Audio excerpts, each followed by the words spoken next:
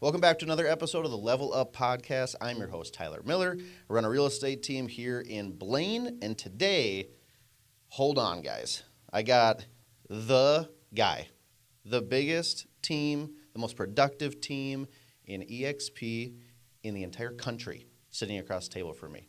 Ladies and gentlemen, please welcome Parker Pemberton.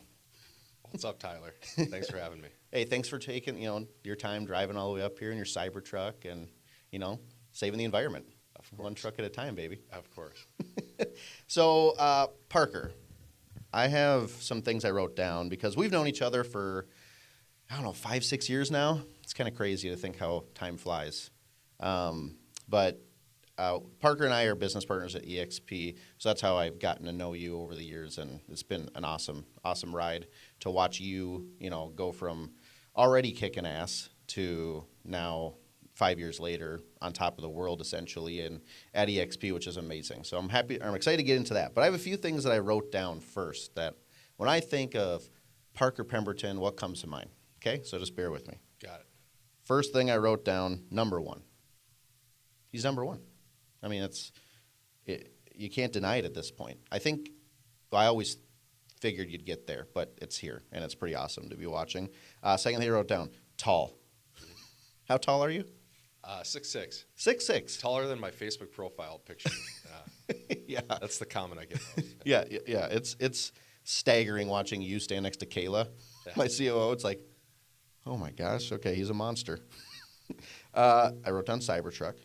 I do know, so I have some questions that people sent in via Facebook. One of them came from Chris Bremer, our business partner. He said, why Cybertruck when you already have the TRX?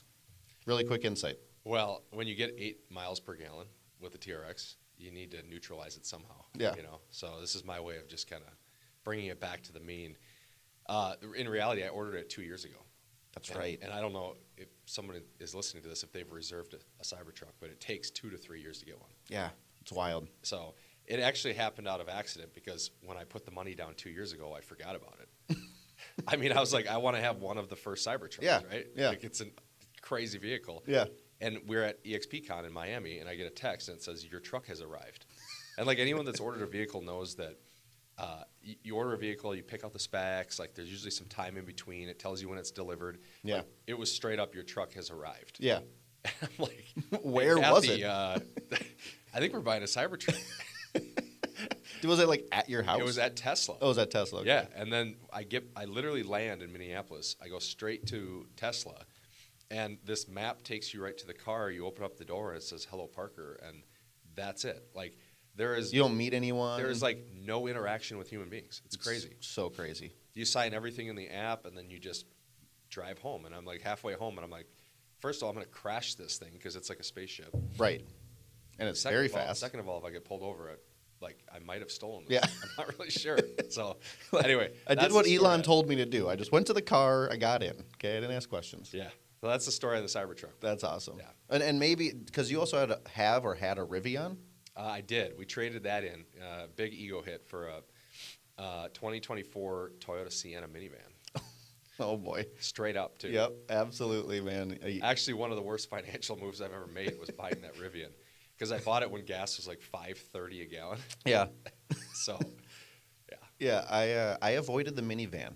I convinced my wife to get into a pickup. I was like, just check it out. Lots of space back there. She loves it, man. So I dodged the minivan, but I'm sure you make it look cool. Yeah. Yeah, it's a good road. You can close the doors automatically. You can do all sorts of cool stuff. Okay.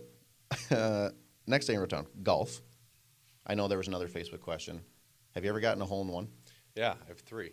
Where at? Olympic Hills, which I responded to that comment. Okay. Olympic Hills was my first. University of New Mexico, which is where I played college golf, is my second, and then I got one at Streamsong Resort this last winter. Crazy. Were they like? I mean, I'm assuming you haven't done it on a par 4. They're all par 3s. Yep. Remember the clubs? Yeah, for sure. Each of them. I have, which I think is more impressive. I have 5 double eagles on par 5s. That's pretty amazing. Yeah. Yeah. So very few people have double eagles, but yeah, everyone wants to talk about hole-in-ones. Yeah. I have 1 eagle ever. Nice. It was awesome. I don't know how I did it. I also have lots of quad bogeys. Yeah. That's what I should put in my trophy I've played case. with you, I know. Yes, you do. Yes, you do. Next thing I wrote down, Kid Rock. Yeah, number one for sure. Dude, Him and Nickelback. Bawa to Ba? I mean, are you kidding me? Yeah. You can't get more hyped. No. I played it for Jamie. He lost his mind. And then it got to some in a of hockey the locker room. I mean, listen to a lot of Kid Rock. Yeah. But the song is not quite good for an 11-year-old. I had to turn it off after a little bit. But just the build up, I'm like, just wait. He's like, when is it coming? I'm like, it's gonna happen. Kid Rock. Oh man, it's so good. This is a funny one just for me and you. When I say collared shirt, what comes to mind? Polo? But like between you and I, a funny story about a collared shirt. Do you remember? No. So Vegas, collared shirt. Now do you remember? Getting kicked out of a club? Yes. Collared shirt, needed it to go to the Eiffel Tower Paris restaurant. Parker's like, nah, I'm not. Or actually, someone was supposed to bring it. Somebody brought it, and you were just like, I'm not wearing this. We haven't had like the best experiences in Vegas. We haven't. But it was memorable. It was so funny. We ended up getting up there, and then the best part of the whole story is because you were forced to wear this collared shirt. Best part of the whole story is at the very end. AJ and his brothers walk up wearing like a T-shirt. Mm-hmm. I just look at him. I'm like, Parker, how did he get in without a collared shirt? He's like, I don't know. It was so good. I don't do well getting forced to do things. No, that's okay. That's okay. I mean, that's probably made you who you are today, but it was just so funny. This is a big one. I wrote down sober. Mm-hmm. You recently posted on social media about your journey. Yeah. Right? You were having 6 nights a week drinks? I mean, yeah, if we're being honest, I mean, there was months on end where I'd go every day. Right. And coming from somebody that, I have my mother, is dealing with alcoholism, has her whole life, to see, and I know you have similar dynamics, to see you come from 5 years ago, 6 years ago to today. Mm-hmm. I'll talk about this later, but I mean, you're almost a completely different person in a lot of ways. Yeah. Which is incredible. It's, actually the guy that told me this line, I've remembered forever, Kirby Scrat, and he said, this must have been, it was 2016. He said, I don't drink, and I consider it a secret weapon. I think it's a superpower. Mm. And I'm like, I just never understood it until I made that decision. Now you do. Yeah, and dude, look at our business, look at my life, look at my family. Like, it's incredible. Yeah, it's not for everyone, but happy to touch on whatever we want to talk about. Yeah, no, I'm proud of you. I know that's not easy to shake, especially in our industry. Mm-hmm. It's almost just like you almost feel like you need to do it sometimes to mingle or whatever, and it's just like, nah. It's medication for the stress, and this is one of the most stressful businesses there is. Yes. And there's 100% pressure on you at all times to perform. Yep. For you and your family and for your agents, and quite honestly, it's not talked about enough. No. It needs to be, the curtain needs to be pulled back, and I think people need to really understand what's going on. Where's the CE on that? The continuing education on how to function without giving in. Mm-hmm. You know what I mean? Honestly, it's really hard. So very proud of you for that. That's amazing. Personal chef. You still rocking a personal chef? Yeah. Yeah, all my meals are cooked. Dude, you're like living my dream life. I talk about that all the time. I'm like, if I had, if this team started making just oodles and oodles of money, personal chef is for sure first thing I'm doing. Yeah. It's great. I think it's one of the life hacks that makes the biggest difference because here's the thing. When you don't drink, you're on offense 100% of the time. Mm-hmm. So you go to bed earlier because your body naturally shuts down when it's supposed to. Yep. You're waking up earlier. And, mornings are the only times that, dads and moms get time to themselves, right? And so I would use that time to cook often before, and now I've replaced that with reading or, just self-care, right? Whatever it might be. Or it might doing be whatever you need that day. Preparing for the day, exactly. And so we had a nanny who just happened to just tell us one day that she went to Cordon Bleu. Oh, yeah. Excuse me? Hello. You can cook? I'm like, can we start getting some food into the hourly, rate? Yeah. And she's like, I would love to. Yeah. I haven't cooked in a while. Yeah.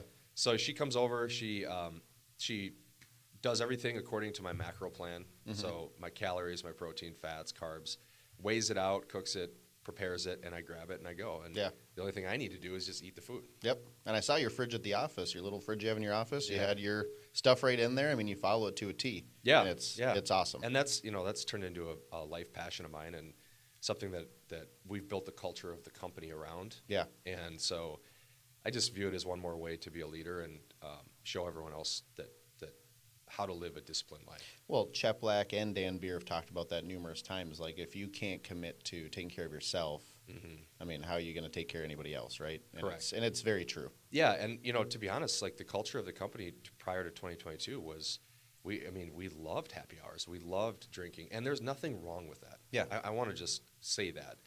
But the thing is if it's starting to make a negative impact in your life, and you're showing up tired or hungover, and if you can't positively say that this is making a better impact for my life, then it's just not the best thing for you. I agree. And so we would have alcohol in the office. We would, look, we're selling 500 homes a year. We're like climbing the ladder. We're having a great time. Yep. Partying, and like Yeah. it's almost like the celebrity that comes along with it. Right. And now it's people are bringing in pre-made meals. We have group texts that are around tracking food and Yeah. workouts, and people are doing push-up contests in the office. And that's like extreme, right? Yeah. And that may or may not happen like when the office is not very packed. Right. Okay. But if you can get a room of people to better themselves, whether it's health and fitness or it's their beliefs or it's just their discipline and work, what do you think is going to happen to the company? Right. No, The I love it. company's going to sell more homes. Yep. I think it's great. I'm looking actually to get into I was thinking about doing like a fitness type of thing with my team as well, because I need the motivation, and I think it's a great hack. I mean, you spend so much time with your teammates and stuff like that. It's like, why not build it in a little bit, make it more of a beneficial culture than just selling houses or like having happy hours and stuff. Yeah, and you're really talking about the things that matter the most. Right. Because if they can go home and be better husbands and wives and parents and friends, you've got a community of people that you're helping grow. And truly, this is the most humbling experience for me the last 2 years. I mean, I'll admit, like, there was arrogance in there. There's cockiness in there. Like, you rise to the top very quickly, and it's hard not to have some of that. But then when you go through a life experience where you have to admit that you failed, like, it's super humbling. What was the moment that made you flip your mindset? Well, I coach with John, and so John had been talking to me for a while about potential and what are we really doing in our lives? Like, what's the mission of what we're trying to accomplish? Right. And when the mission was defined around home sales, at some point when those home sales go away, you don't have a mission, you don't have a purpose, you don't have an idea. You're an empty shell. You're an empty shell. And so we stopped identifying the goal as home sales, and we started to identify the goal as how many people can we help.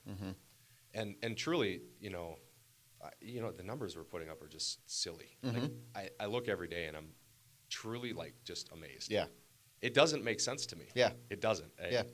And, even you saying number one in the country, that still to me doesn't feel like earned. You know Right. what I mean? Almost like imposter syndrome still, like, Oh, how sure.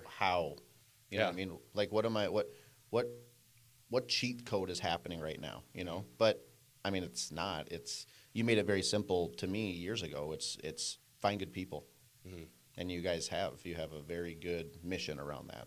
Yeah, and when humbleness comes back into your life and you start to realize what's really important,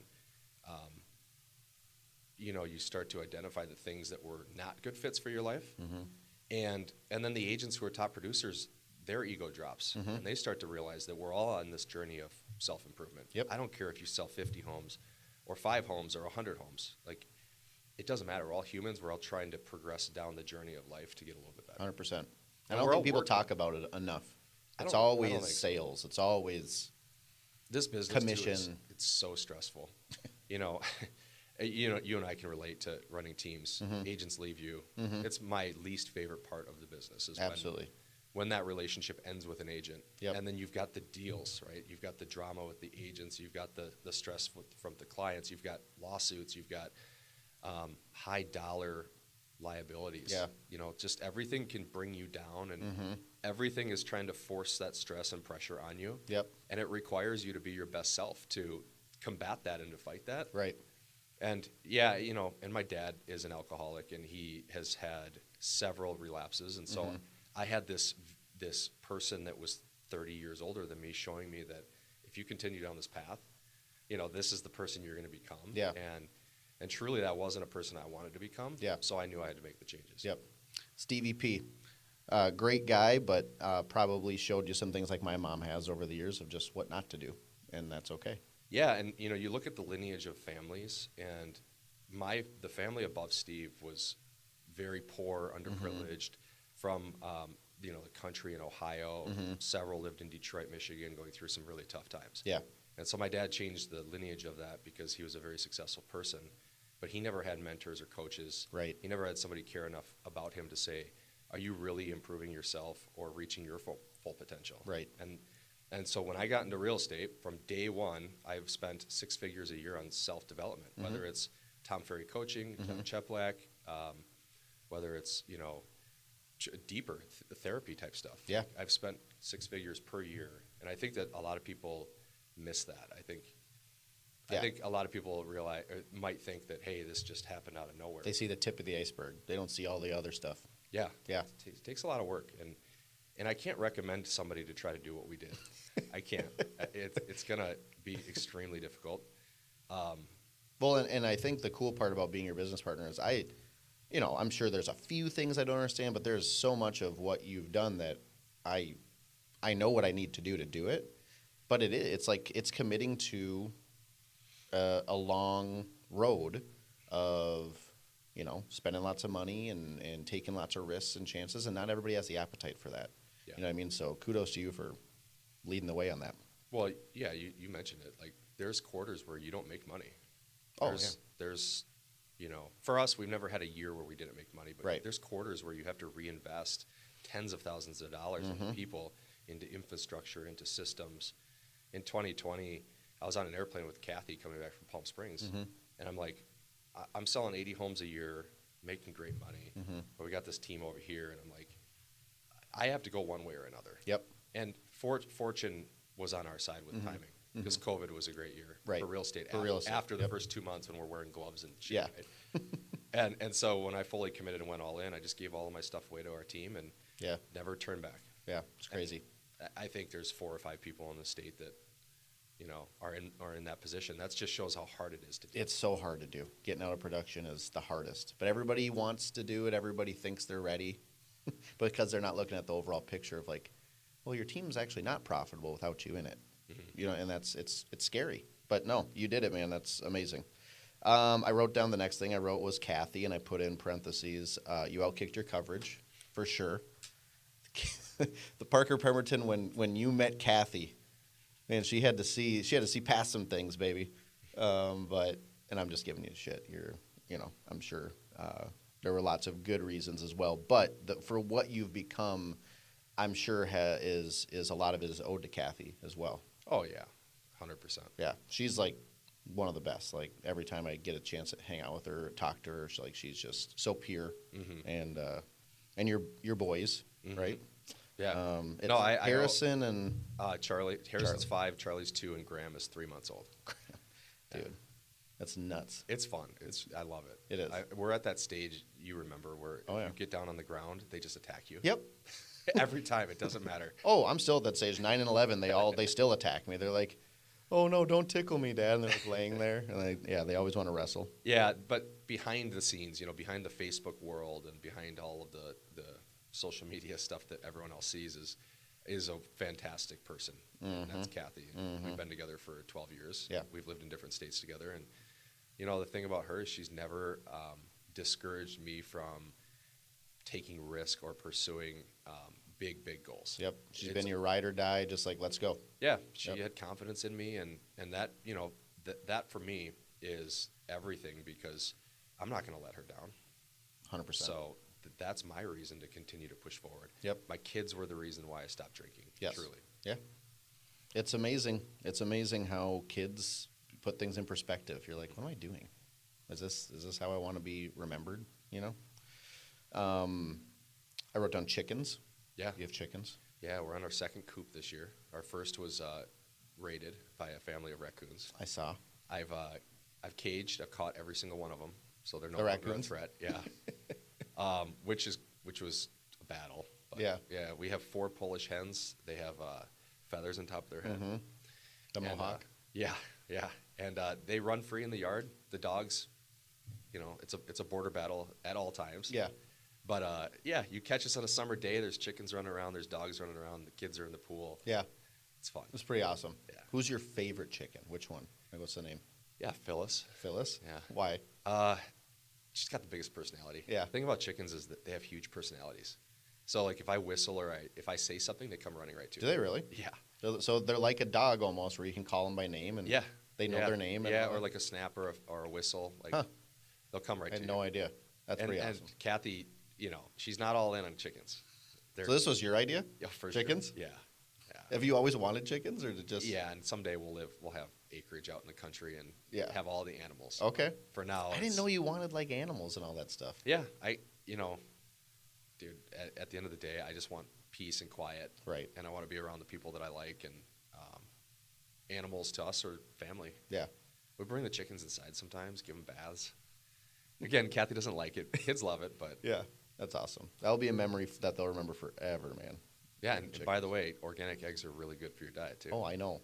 That's the way you could get me on board, is like, yeah, we're gonna have a ton of awesome eggs, but taking care of them, I don't know. You want to put on some size.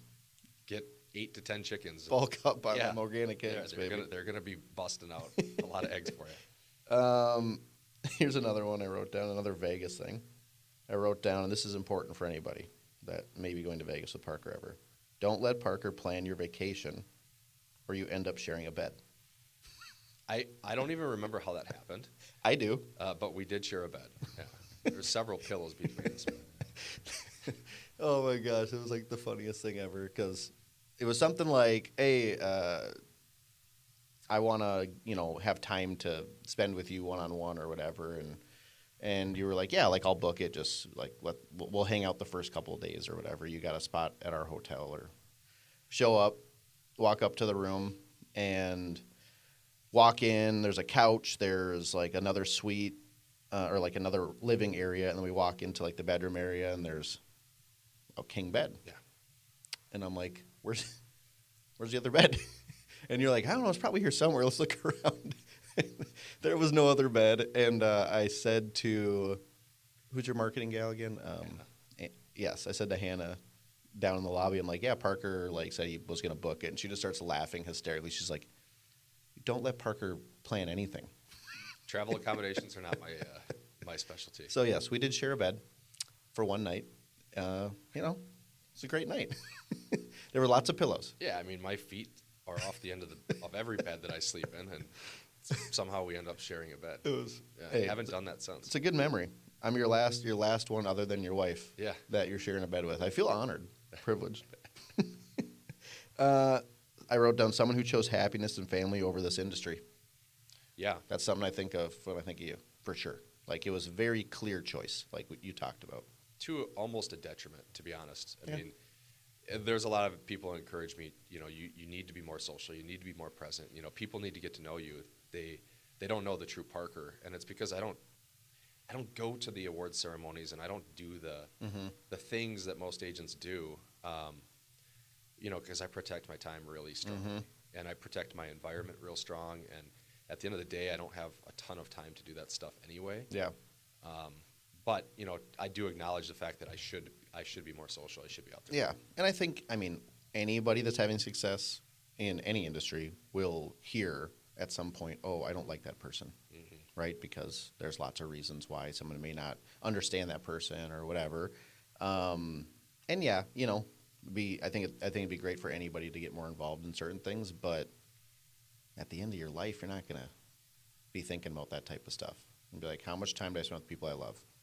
Very true. And that's, anybody that doesn't understand that, that's their own issue, right? So I get it. As much as I'd love to see it more things from time to time, I get it, and I choose to do the same thing. As you know, I take days off with my family, all that type of stuff. We align very similarly on that. Yeah, and again, we align here too. You go to work every single day.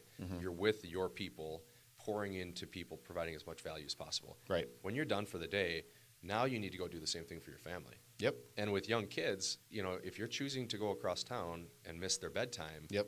That's something that if I were to die tomorrow, I would regret. Right.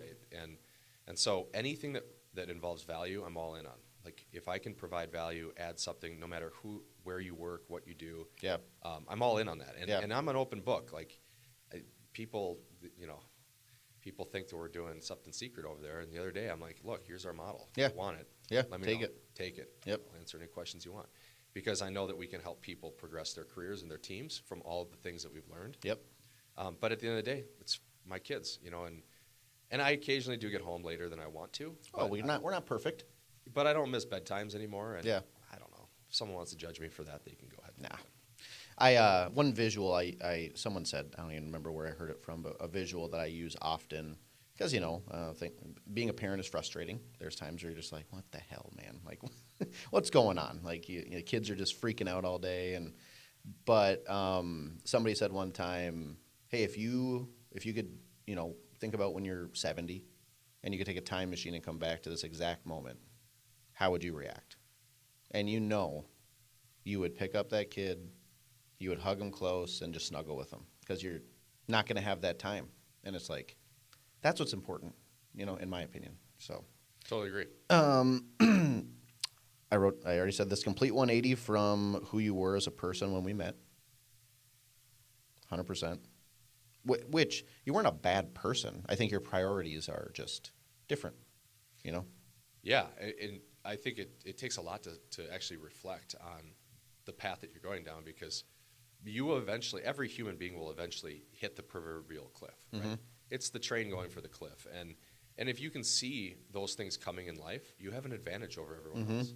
No one's perfect. Everybody has got problems. Mm-hmm. And again, I think this industry brings a lot of those problems to light. And there's no help service. There's no brokerage or manager or anybody that's going to pull you out of your own situation and say, hey, you need to clean this up. Especially if you're selling houses. Exactly.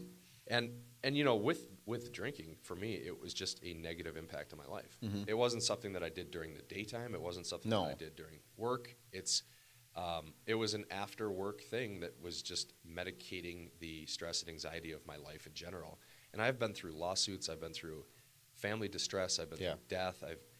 There's a lot of things that I haven't even talked about that I've been through that, that caused some of that. But then at the same time, you have the responsibility to stand up and say, I also have the responsibility to react to this the way that I want to react to it.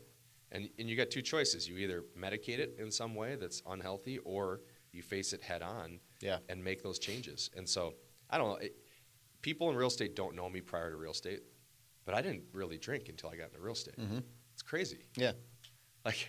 Let's get into this fun business, right? So fun. Oh, geez. And at every single event, there is alcohol. Yes.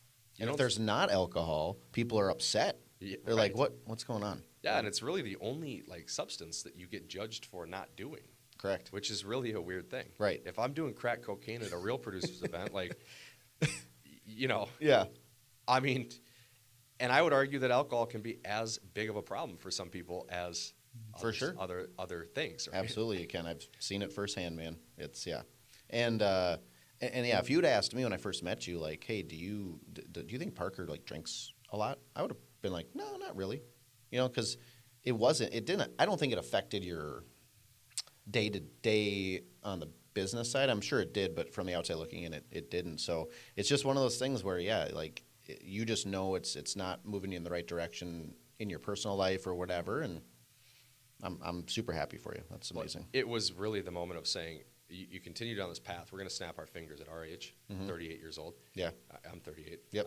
You're 6 months older than me. 6 months older. Yeah. Yep. So we're going to snap our fingers, and we're going to be 50 years old. I know. And at 12 years away, baby. At 50, are we going to stand there and say, hey, we poured every little thing, every ounce of our potential and our energy and our effort into our families and our careers? Or are we going to say, I wish we would have done this differently? I know. And 38 is not young. No. We could have said this at 28. Mm-hmm. But for some reason, the path that I took was I really didn't clean it up until I was about 34, 35. Yeah. And I wonder sometimes if I would have gotten down this path earlier, where would we be at today? Right. And I think the answer to that is probably wouldn't be here today because I wouldn't have learned the lessons that we have learned. I wouldn't have developed myself the way that I did. Yeah. And, this all just comes from the fear of my kids growing up and saying, yeah, my dad wasn't the best he could be. I know. Yeah. It's almost like top producers actually react more out of fear than they do out of like things that they aspire to have or do, because it's the fear. It's you're protecting your family, you're protecting your life, the livelihood. The reason you and I work every single day, it doesn't matter if you have an off day, you're still thinking about it. Oh, for sure. I'm just not taking appointments, but I'm... Exactly. And you're emailing and you're doing things and you're brainstorming. It's because we're constantly protecting the line of this is our livelihood, this is our family, this is our role to protect them and to build on. We're protecting our why. Right. You know? So I'm almost more motivated by fear than I am by, like, getting the next investment property or the next milestone. 100% motivated by fear or just loss, you know, like just like not fulfilling your potential type of deal. Yeah. A couple more. I wrote down NSA/Apex. So North Star Alliance, Apex Real Estate, Network, or Nation. I never remember if it's Network or Nation. Both. One of the two. Yeah. Both. North Star Alliance is what we formed when a few of us came over and joined you and Julie at eXp. And the stats on that are what? We sell more houses than majority of the brokerages in the Twin Cities. Yeah. Just between the, 300-400 people? Yeah. If you took us and you formed a brokerage out of that group alone, we would rank number 5 for total brokerages in the state of Minnesota. Yeah. At a fraction of the agent count. Yeah. And it shows the group that we've built has been all around production. And we've hammered production because that's how we learned. Dan, Kyle, Jay, Michael, like it was production. Yep. And what has happened is that the people that are focused on production, the right things, they want to grow their businesses and their team, are joining us and they're saying, look, we have these open playbooks and this collaboration with these other people who all the life experiences we've talked about, right? They can learn from, and we can learn from them. So, and by the way, that stat number 5 includes eXp, and we're half of eXp, right? Yeah. So if you took eXp out of there, it would be number 4. Yeah, it's pretty wild. I think I saw in your organization at eXp, which is like 500 or so people, the average units per agent is like around 10, right? Something like that. Yeah. I mean, that's staggering numbers. Most brokerages aren't up there. Right. So yeah, that's why I left where I was at to come join, was to be around production. You know, I didn't need another rah-rah type of environment. I wanted, let's level up. You know what I mean? And we definitely have multiple times because of all the people in our group. So it's amazing. Risk taker, I wrote. And then the last one I wrote was good friend, great business partner. Yeah, I mean, I love risk for some reason. It excites me, and I take on a lot of it, and I back it by data and by preparation. Yeah, you know, there's never a decision. Calculated risk. Calculated. There's never a decision that we make that is not spreadsheeted out. Yeah. Or outlined out. Or truly, really thought about. Yep. Right.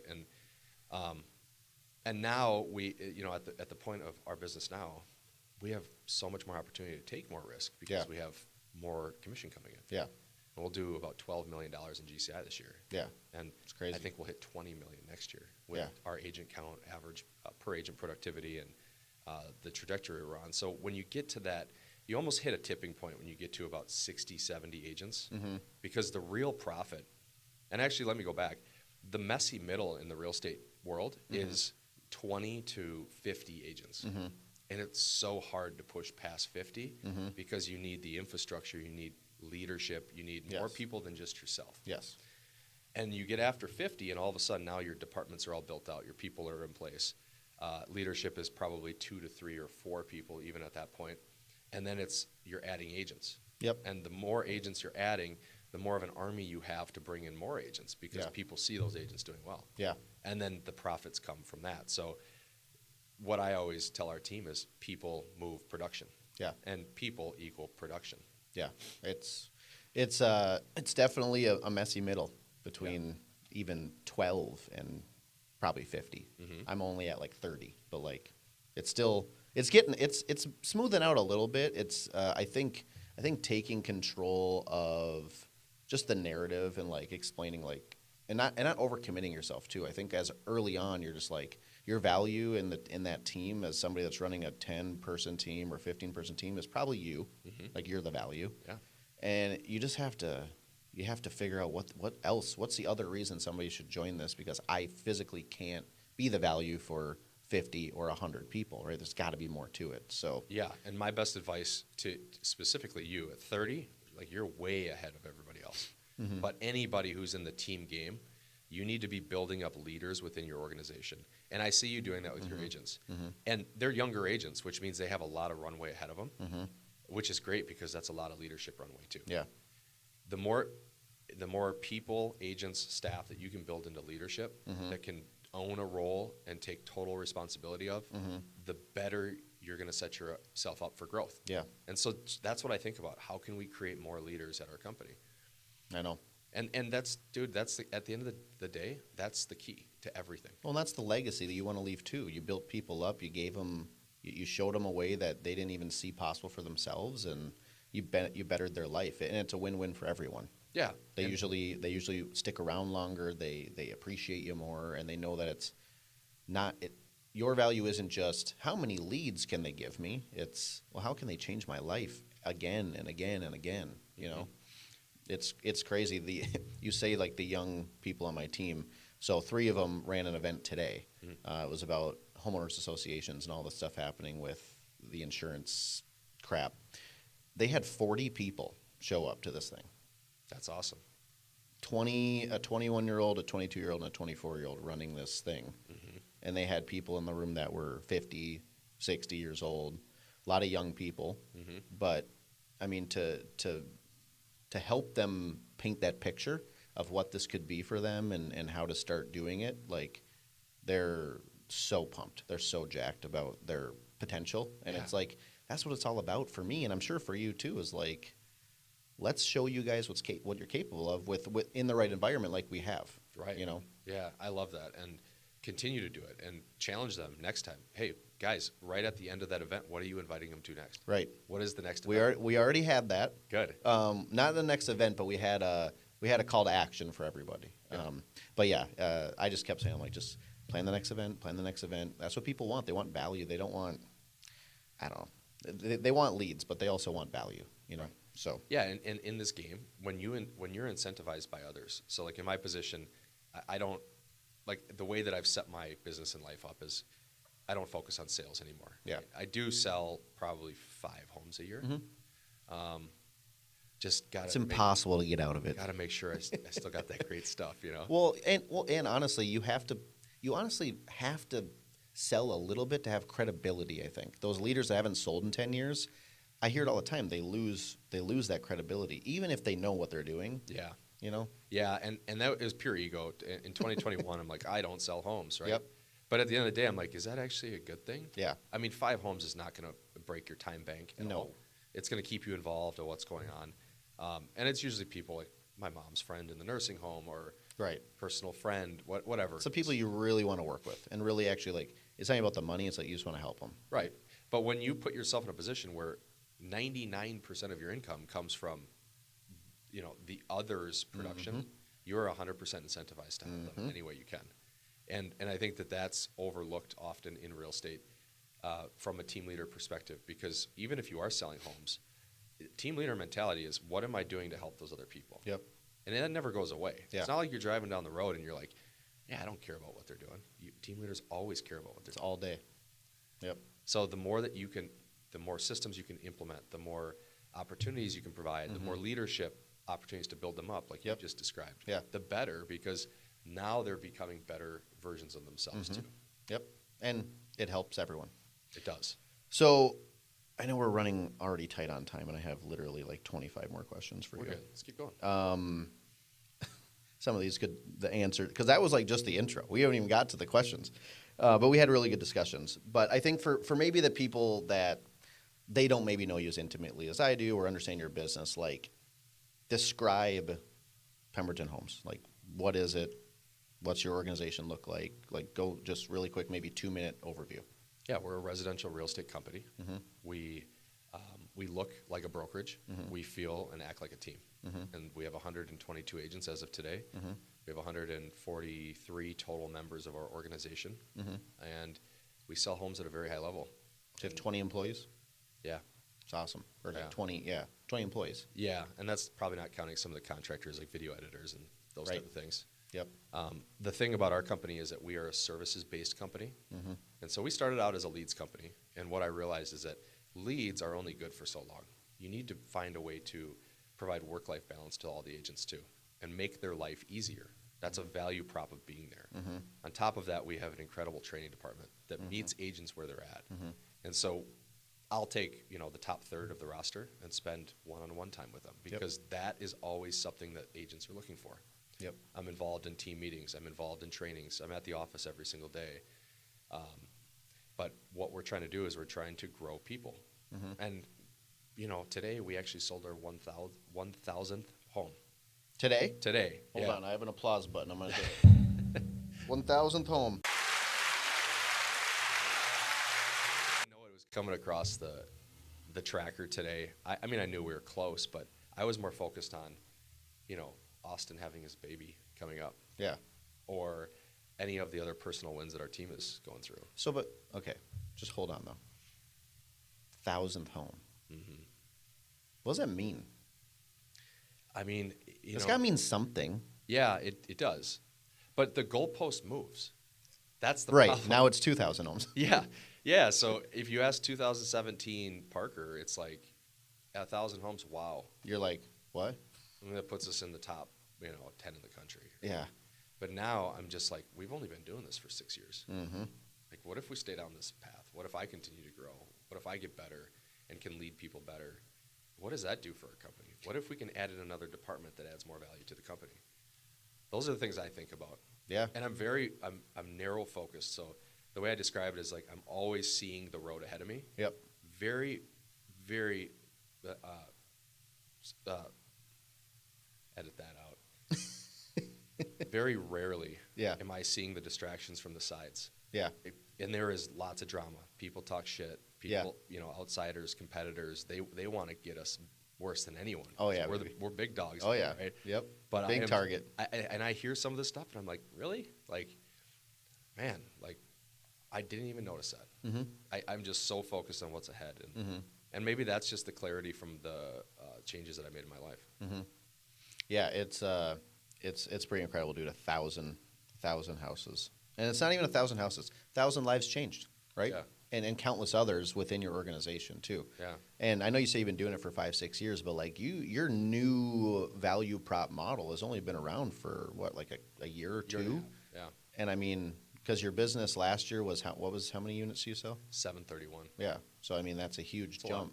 Yeah. Well, I think we'll close just north of 1,200. Right. But again, the goalpost moves, right? My mindset is no longer this small team. I look at us as a real estate brokerage, and I'm competing against Keller Williams Market Centers. Absolutely. I'm competing against Remax Results. I'm competing against Coldwell Banker. And so it's now when you look at yourself as a brokerage, the way you build it changes. Yeah. It's not necessarily that small team anymore. Yeah. And so my mind has just shifted to, okay, well, this is what we need to do next to get to here. Yeah.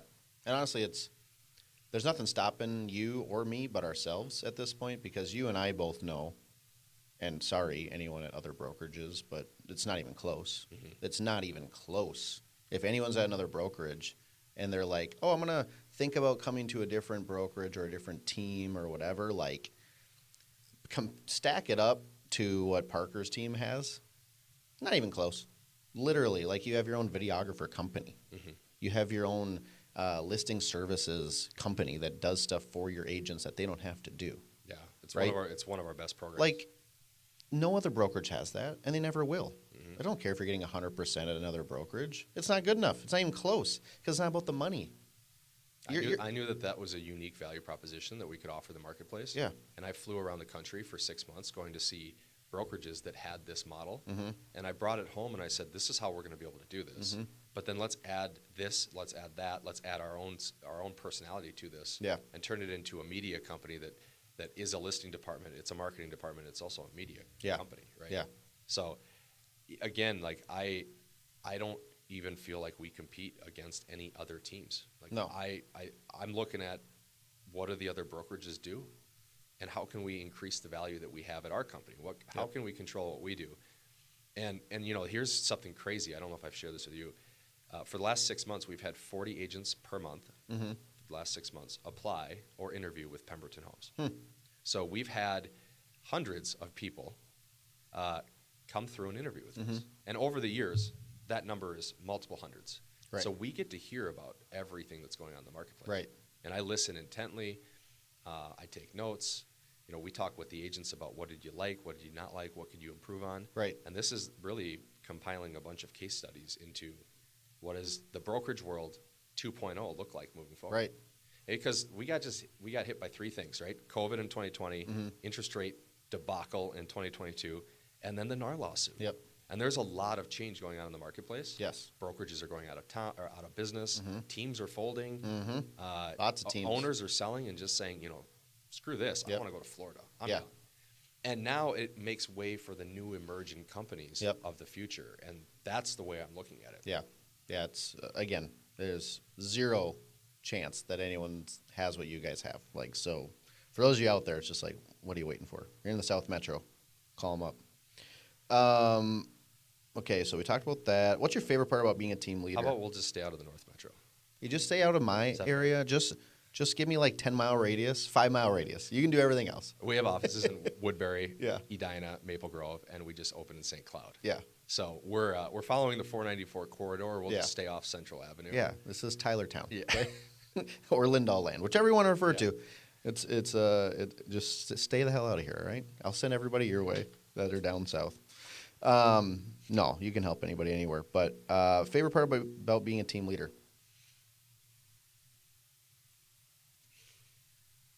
I think it's the fact that it holds me accountable every day to being the best person I can be.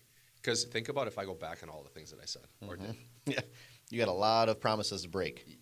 Hell yeah. You know what I mean? I almost have the best accountability system because I have hundreds of people that rely on me. 100%. And that's enormous. And I think that's a true privilege in life. Mm-hmm. So I agree 100%. That is probably my favorite part. It's not even the home sales. The home sales are cool, but Yep. yeah, and you know all the things that we talked about, the stress, anxiety, the pressure. Yes, it exists in other businesses, but I don't know if you push yourself in a self improvement way in other industries like you do in real estate. I think real estate is like truly one of the most identifying measures of self improvement. Yeah. It's because it's not a job. It's not a career. It's a lifestyle. Like, you have to embrace it in every ounce of your life, or you will just end up like average and like really stressed all the time. You know what I mean? I also love the complexities of the financials of the business. Yeah.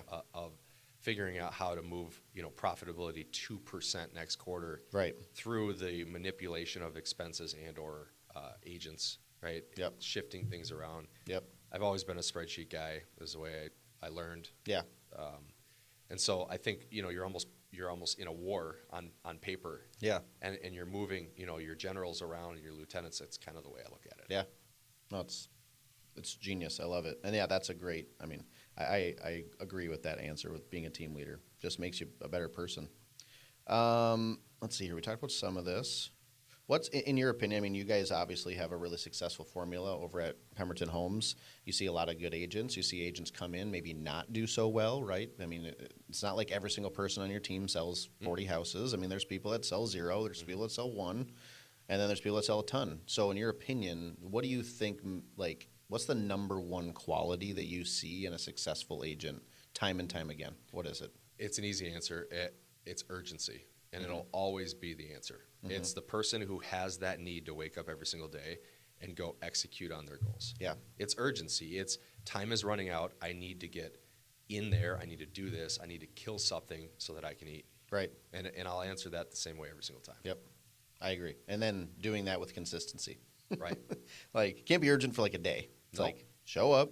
But then you said the goalpost moves, right? It's like, you're urgent because like I got to pay my bills. But then hopefully one day it shifts to, I'm urgent because I want to realize my full potential, or I want to have nice things for my family, or like the why changes. But yeah, they always got to be attacking, you know? So, okay. Just, I mean, I know you talk with a lot of people. So what's the number one activity you see move the needle in people's businesses? Outbound anything, right? Yeah. Outbound, you're going to be successful if you're making a lot of outbound reaches around relationships. Conversations, yeah, face to face. And here's the way that I kind of look at this is that you can be proactive or reactive. To me, social media is reactive. It's 100% necessary component of all of our businesses. Because if you're doing enough outbound and you're forming enough relationships and having enough conversations, you're going to drive those conversations to your Facebook pages Correct. or your Instagram pages. And because what they're going to say, hey, I met with this Tyler Miller guy. Who the hell is this guy? They're going to Google you They're and gonna what look comes you up. up.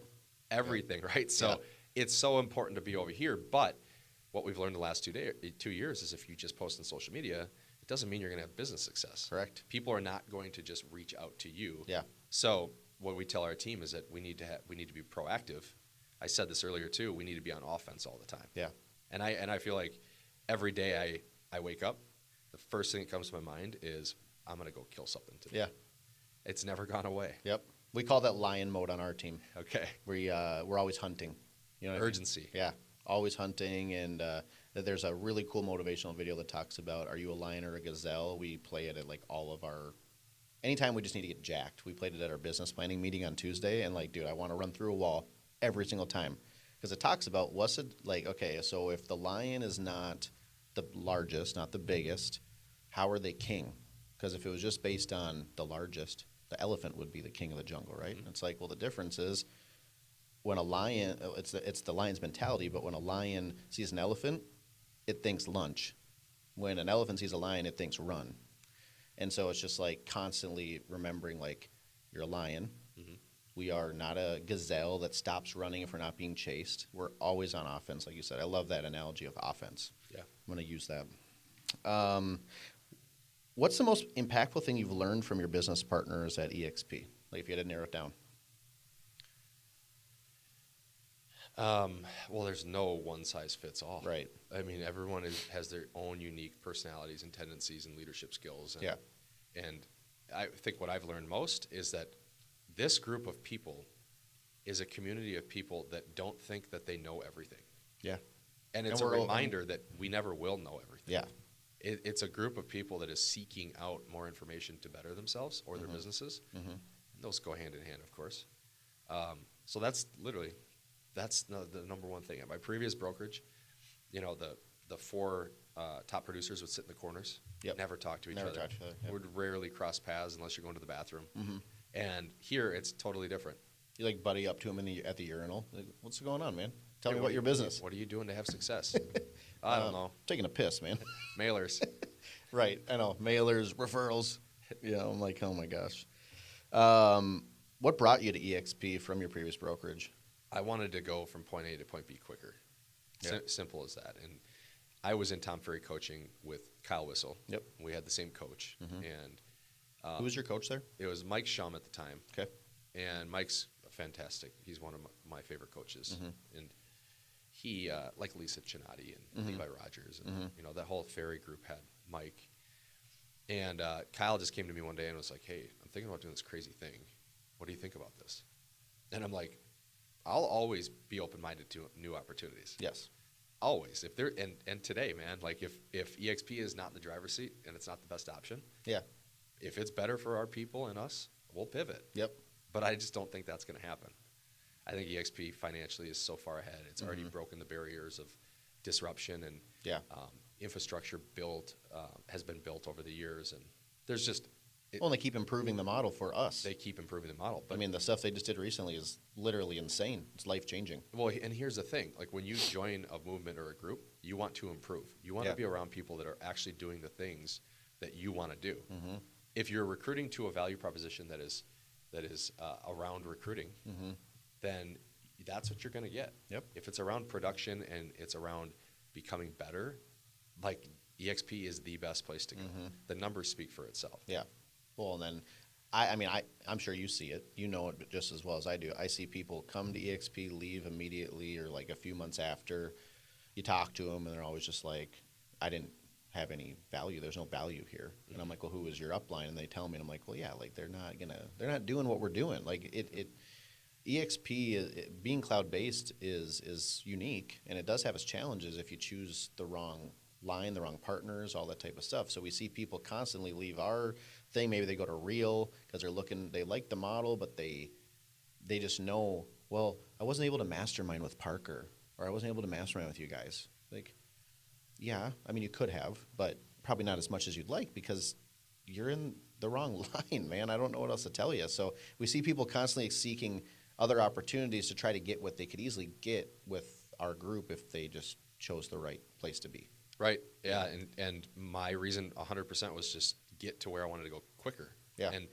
And that maybe was just because I was influenced by coaching too. Like I always had coaches in place that held me accountable each week. Well, now I have access to Dan Beer and Kyle Whistle, who at the time were far surpassing us. Right. Right. And look what that did. In 5 years, it allowed us to not only catch up, Yep. but to surpass. Yeah. Right. And Kyle is going to get us in volume this year, of course. Kyle will be number 1 in the country in volume. Yep. We'll be number 1 in the country in units. Yep. And I'm How close are you on volume?